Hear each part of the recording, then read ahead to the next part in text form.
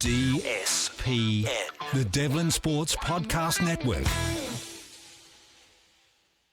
81 Test veteran of the All Blacks, Justin Marshall, who's in the UK at the moment and was at Murrayfield for South Africa's convincing win over Scotland earlier today. Justin joins us. Let's kick it off talking about the All Blacks' first match of the weekend, and that was Friday night in Dublin, and you happened to be there. That second half performance from the All Blacks, was that the best you've seen all year? Yeah, look, I certainly felt that the All Blacks' performance in general was a good one. They're always going to come under the pump when they're playing in Dublin. Aviva Stadium's never an easy place to go, particularly when a team has won 18 on the bounce. So I think they were very aware that it was going to be a challenge right from the opening whistle. I thought they dealt with that really, really well. I possibly thought we probably didn't have enough points for how good we were in that first half. And then ultimately, Ireland came out in the second half and scored their try quite early after a rev up at half time. But I thought the way that they recomposed themselves, the All Blacks, and then went on, like you said, to methodically go about a very good second half to secure victory. You'd have to say, in general, I don't think just the second half, because what you do in the first half affects the second half, and it also affects the pressure on the opposition. And I don't feel that Ireland coped with the pressure the All Blacks put on them over the entire 80 minutes, particularly at the breakdown and also in the air. Ireland's kicking game was off. New Zealand's was much better, was a lot more accurate, and ultimately I feel they deserved that game on the balance of the game. The Irish were terrible. Do we care about that? I think I've seen the Irish better. I don't think we can kid ourselves about that. No doubt about the fact that, they were obviously a little rusty. They hadn't played before. That was always going to be an advantage to us. But still, ultimately, they had everything to play for. But we all saw the spice. We all saw the chat leading into the game. Both teams wanted to win. Both teams had a point to prove.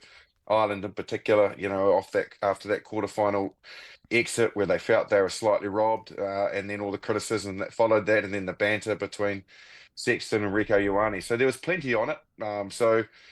Look, you can't supplement Test match rugby, so we had an advantage there over Ireland, but I think they had the home ground advantage. Equally, they have a side that pretty much is on balance the same side they've had for 2 or 3 years, so they had the advantage there. So I think we made them look ordinary, and that's credit to our side. We go in there without two of our best players. We play once again with 14 for a yellow card. We've only got a 6-day turnaround, and I think there was 7 players in our 23 with 10 caps or less. So you add all of that together. Does that mean we are building in the right direction here? I certainly feel we are. I think you can see that a massive pressure valve was released at the weekend because we were playing the number one side in the world, and we're playing them at home. And I think the fact that a lot of those young players that haven't been involved in playing Ireland at Aviva Stadium took themselves out onto that field and tested themselves.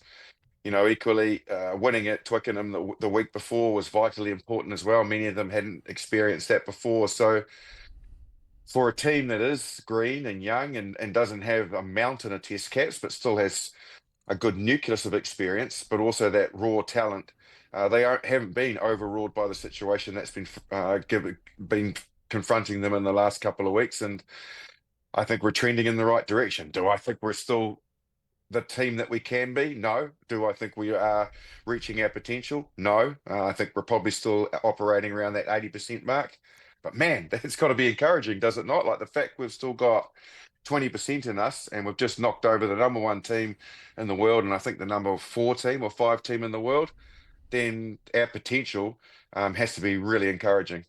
Justin, you look at the 2 games and the contrast between them, England versus Australia, which was a thrilling game of rugby to watch. You look at the Ireland All Black game, and the word "it's one for the purist," or that saying phrase has been bandied around, and I agree with that as well. Does it? It can be equally compelling despite it not being an open, attractive game. Does international rugby just have to accept that about itself at the moment? Yeah, look, I think so. Look, I certainly feel that, this is the problem, isn't it? Like we've got our sides coming into these autumn series fatigued. And yes, they've got good rhythm, and yes, we're building great momentum, but equally, we've already had a lot of rugby under our belt and high pressure rugby. And then you got the flip side of it, where you've got the Northern Hemisphere sides just starting their campaigns. And so when you talk about quality and quality of product and you want to produce that, when you see that, ultimately you see that at Rugby World Cups because teams are papering towards that. At the moment, we're just dictated by the calendar and obviously the seasons. So you're going to get, I guess, a variety of performances. But look, I don't think we're seeing the fluid, the entertaining rugby that we could possibly see, given the nature of the type of caliber of player, individual players, but also, like I said, we've got the top 5, 6 teams in the world competing over here right now. So I think all of it just culminates in the fact that we're just stuck in this sort of environment that we have in terms of the seasons and the way they're played out. But given that, it's still not lacking drama. Any of the games are not lacking any drama. And I've now been to Twickenham or Allianz Stadium, if you want to call it that, but I won't. I Twickenham, refuse. it's got to So be Twickenham, mate. Yep. Same Good as on you, you. mate. Yeah, same as you. I've been to Aviva Stadium, and then I watched the game yesterday between Australia and England, and then I've been to Murrayfield today, and all of those games, all of the people, all of them were full for a start off. Chocker, absolutely, you couldn't get a ticket, so that's got to be healthy for the game. And then secondly, everybody that left there, whilst a big proportion of them disappointed, still recognised they'd seen real contests, and that's what we want in the game. We want contests. We want not one-sided affairs where it's complete blowouts. We want teams competing against each other, and I think we're getting that. Just harking back to the All Blacks before we move on to the other matches across the weekend. In terms of our 9-10 combination, what did you like about what you saw from Damian McKenzie, especially in that second half? And was that the best that you've seen him play as a number 10 for the All Blacks this year? I just really liked his maturity. Like I've always said that, I don't doubt the skills, the ability that he has, like no other player in the world, to do things on the rugby field. Now, I don't think that's anything anybody could argue. It's the things that he do that are equally kind of frustrating when you've got somebody that has to be a general. Like you can't always be the entertainer and play the razzle dazzle. And he's just, more time he gets in the shirt, the more he starts to look like he knows the skill set he's got, but he knows when to pull the trigger on that. And at the other component and part of the proportion of the game is, okay, yes, I see something, but now it's better for me to distribute or to play territory and not take that more of a gamble opportunity. And he's starting to now look like that flow is making sense to him. And that only comes with time. And yeah, look, he built into that game really well. He took some shots. I don't know if you saw it on the coverage back in New Zealand, but seeing it live, no, you certainly saw him. A couple of times he's gone hard at the line. He's made good decisions. His distribution was really good, but he's been smacked after it.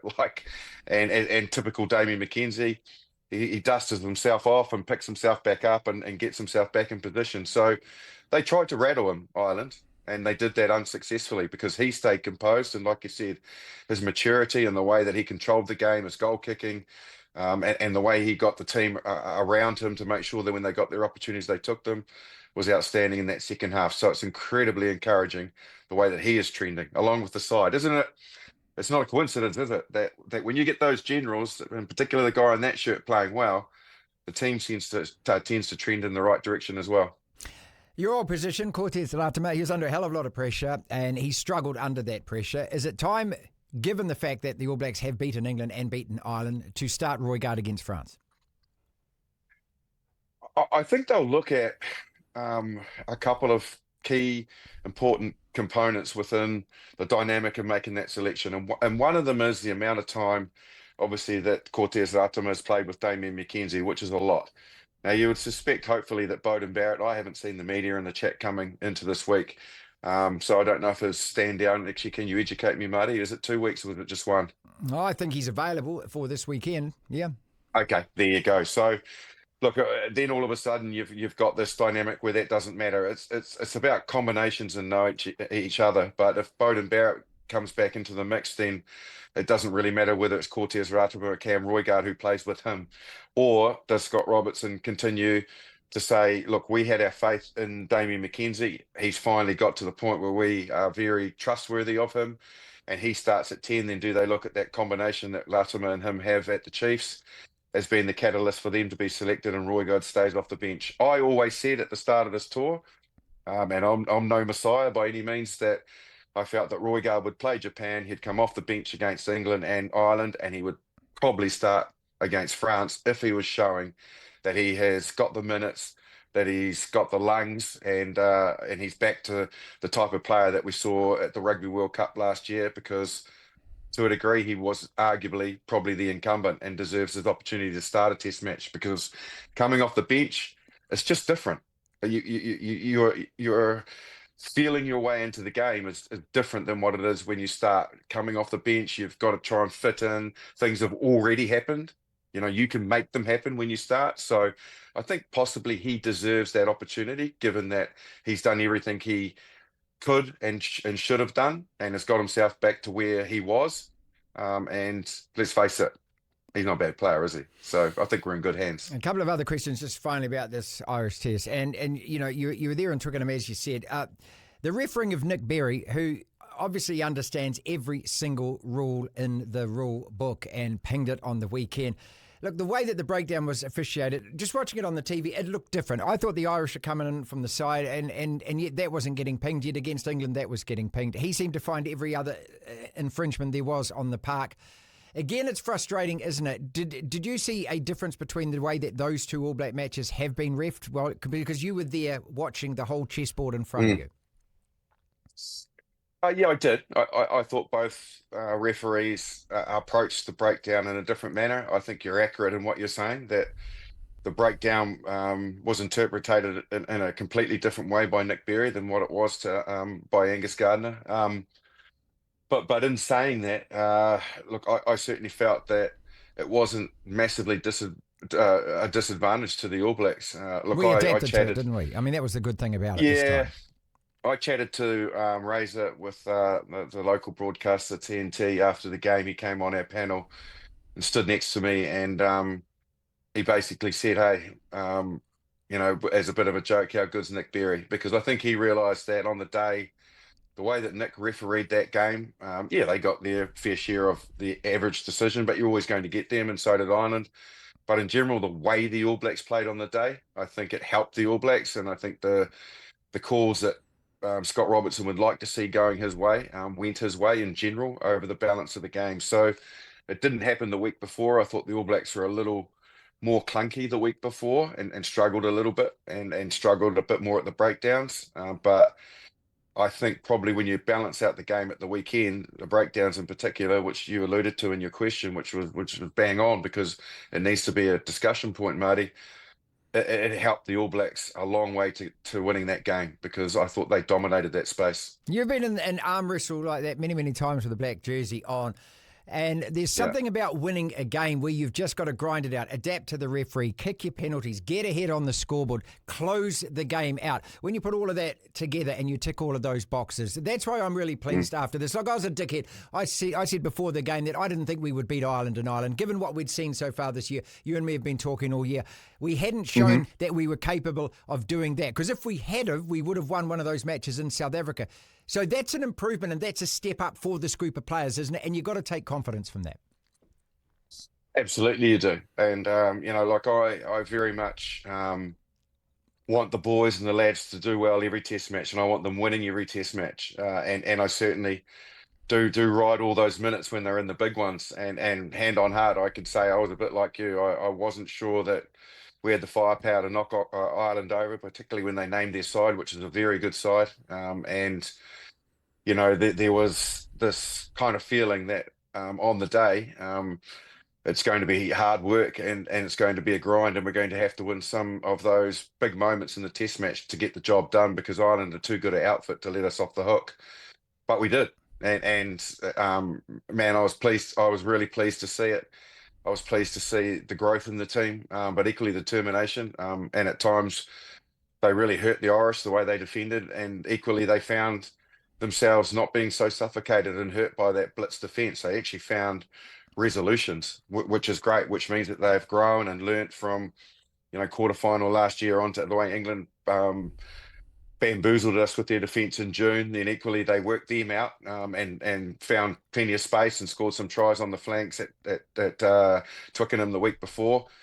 So yeah, look, absolutely. Look, I certainly felt, nervous, albeit wherever I went, and chatted to people, I said we'd sneak it by a handful of points, because I felt that we might just slip under the radar. We were certainly underdogs. Well, we were over here. And I said, I think the All Blacks quite like going into test matches. First of all, really battle hardened, which we were, and they were not. And secondly, when we're underdogs, because that just puts a sting in our tail. Finally, and look, it's been a hell of a weekend of international test rugby. I'll put Yeah. out 4 games. I mean, Ireland versus the All Blacks. If you love your rugby, I mean, that was as good as it gets as far as test match. Compelling and enthralling. The South Africans played Scotland, who were down to 14 for most of the match. You were there today. They took care of business. Brilliant win for the Australians, and especially after the whistle. And what a confidence boost for Joe Schmidt and those guys. And then we got to mention Fiji, who beat Wales. I don't know whether that's an upset, but that's the Welsh 10th loss in a row. So Warren Gatland's back in the job, and I don't know whether he actually wants to be there or not right at this point. Yeah, look, you're right. It was a fabulous weekend of rugby. Like I said, I sat down and watched that game yesterday afternoon, and the Australian game, and what an incredible result for them to sneak it. When to be fair, they got away to a poor start, but then fought their way back into the game, which Joe Schmidt will be really pleased about. And guys like Sua'ili, oh my God, this guy far out. I'm impressed. They've got some real firepower. I thought Tom Wright was outstanding on the night, and then for them, like I said, to stay in the fight. England tried to put them at the post, but they were better. And then Wales, poor old Wales. They really are in a hole at the moment. Again, they got away to a good start, but Fiji went down to 14 men, and at one stage 13. But still managed to find a way to beat them. And they are in a bit of a hole at the moment, and not been able to dig their way out of it, which will be hurting everybody in Wales, because they love their rugby. But geez, you have to give credit to Mick Byrne and Fiji. Like they went through some adversity today to have to somehow try and win that game, and they found a way. And that's an impressive scalp for them, big time. Regardless of Wales' stature in the game at the moment, they're always difficult at Millennium Stadium. So good on you, Fiji. Voila. And if the All Blacks can win these 3 back to back to back, well, that's a hell of a way to finish the year against France. Oh, it is. Oh, big time. And, I sat and watched that Japan game after the Australian game as well, and Dupont is back, and they just look a different side. But they didn't look any more formidable. Everyone's going, they sent a message to the All Blacks by what they did to Japan. And I'm like, well, yeah, you pretty much had your A team out, whereas we put our B team out against Japan and did the same amount of damage. So I'm quite liking the chat and the arrogance that's coming out of France. In fact, I'd love to see us go there and do a number on them. Imagine that, man, like with the season we've had and what Scott Robertson's had to face. And, he couldn't have been dealt a harder hand this year as All Black coach, having to take on the sides that he's had to. Imagine if we go bang, bang, bang, England, Ireland, France. They are 3 huge nations to topple over. That would be amazing. I'm so looking forward to the Parc des Princes at the weekend. It's going to be a belter. DSPN.